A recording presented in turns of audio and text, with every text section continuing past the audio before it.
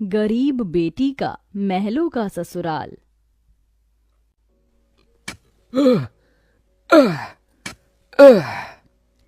तपती धूप में वह गरीब किसान खेतों में फावड़ा चला रहा था। उसके माथे से तर तर पसीना बहे जा रहा था।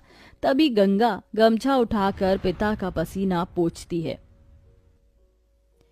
बाबा, आपके माथे से कितना पसीना बह रहा है। आप थक भी गए हैं, थोड़ी देर आराम कर लो। फावड़ा मुझे दो। गंगा को खेत में फावड़ा चलाते देख सेवक राम की आंख भर आती है। मेरी गरीब बेटी के जिन हाथों में मेहंदी लगनी थी, उन्हीं नाजुक हाथों से मेरी गंगा सख्त फावड़ा चला रही है। तू एक गरीब की बेटी को ही ऐसा भाग्य देकर क्यों भेजता है भगवान?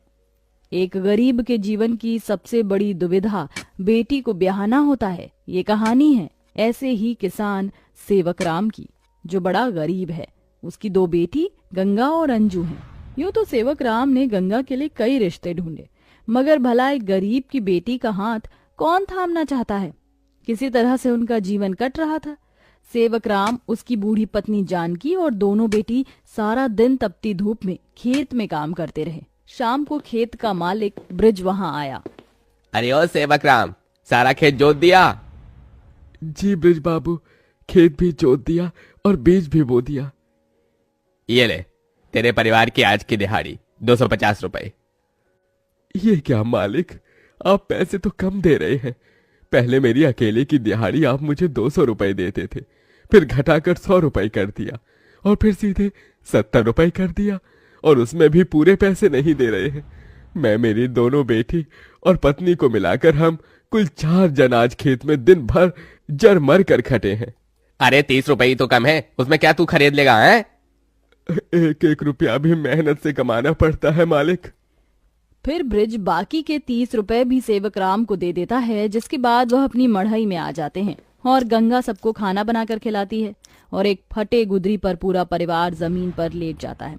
मगर एक पिता होते हुए सेवक राम चिंता में सो भी नहीं पाता। वह रात भर आंसुओं से बिछौना भिगोता है।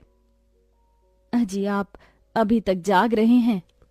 जिसके घर में जवान बेटी ब्याहने को हो, वो कैसे सोए? जाने मेरी गरीब बेटी के भाग्य में क्या लिखा है। भगवान ने सभी के घर आंगन में भाग्य जाग रहे हैं, मगर मेरी मढ़ई के आंगन में मंडप कब बनेगा? अजी, तुम चिंता मत करो, भगवान ने कहीं न कहीं जोड़ी बनाई होगी। सेवक राम का यही दुख कम न था। अभी तो और भी कठिनाई आने को थी। अगले दिन जब चारों खेत में पहुंचे कि तभी। क्यों रे सेवक, कल तू 30 रुपए के लिए पाठ पढ़ा रहा था, अब क्या करेगा? क्योंकि ये सारी की सारी जमीन तो पृथ्वीराज जी ने खरीद ली। तभी अंजू ने गंगा से कहा, दीदी, अब हम क्या खाएंगे? खेत बोकर ही तो थोड़े बहुत पैसे मिलते थे। सेवक राम अपने परिवार को लेकर लौट आया। वह दिन रात चिंता में गलने लगा। ऐसे घर कैसे चलेगा प्रभु? कैसे होगी गंगा की शादी?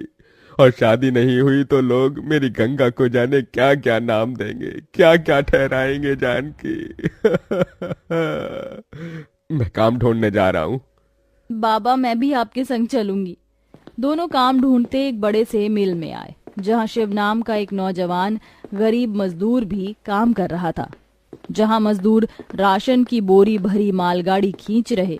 सेवक राम ने काम मांगा, दोनों को काम मिल गया। गंगा अपने पिता की बराबरी में काम करती। तपती धूप से अक्सर उसके पांव और हाथ में मालगाड़ी खींचने से छाले से पड़ जाते, तो वहीं घर आकर वह अपनी माँ का हाथ बटाती।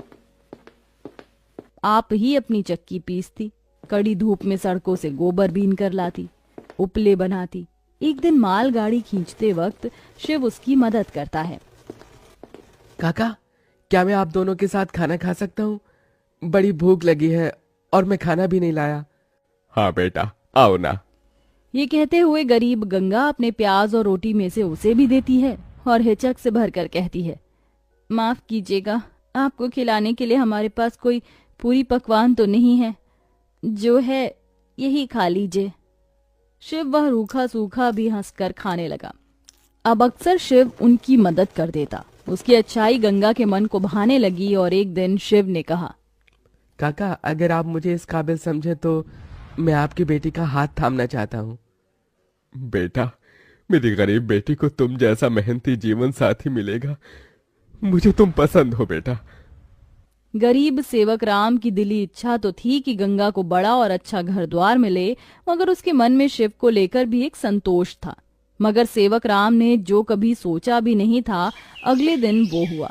कई बड़ी गाड़ियां लाइन से उसके चौखट पर आईं और शगुन से भरी थालियों के साथ शिव अपने परिवार के संग उनके घर आया।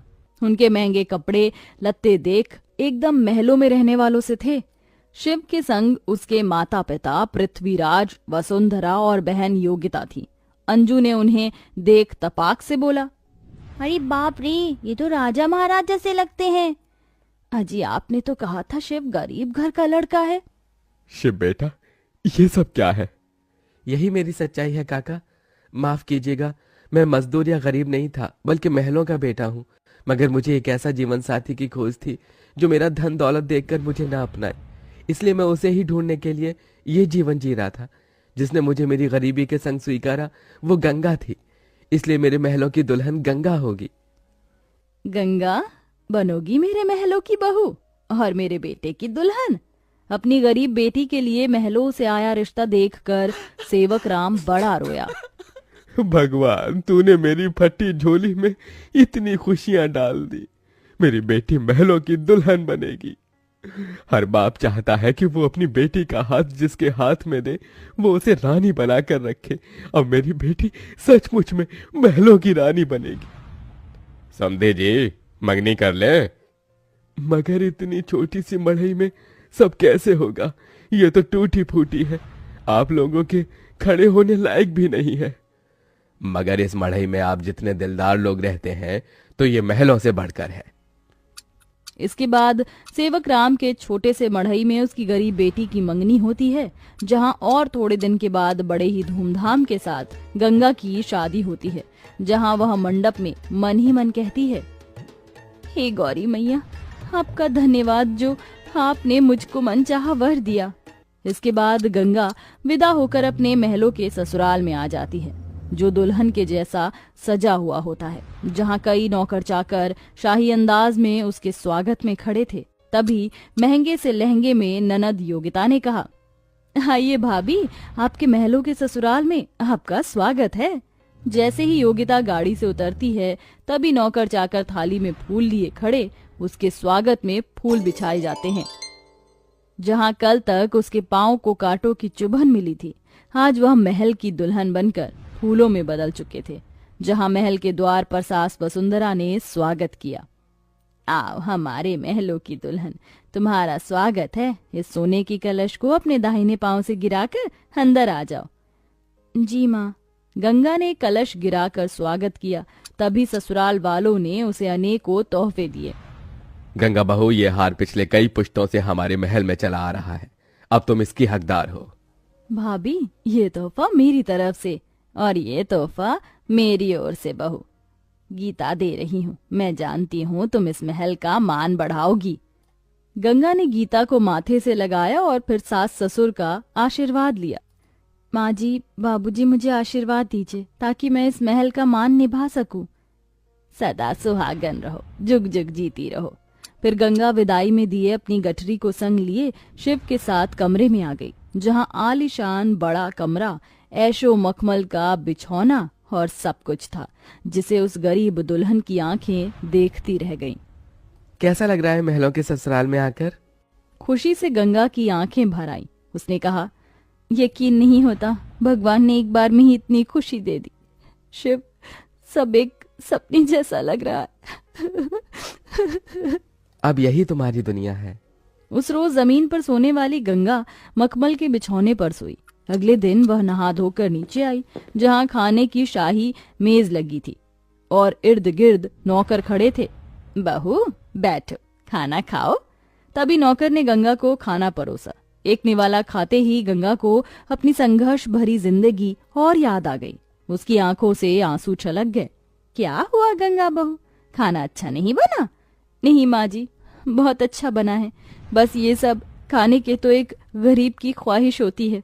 मैं बहुत खुश हूँ, बस चाहती हूँ कि हर लड़की को उसके सपनों का ससुराल मिले, जैसे मुझे मिला।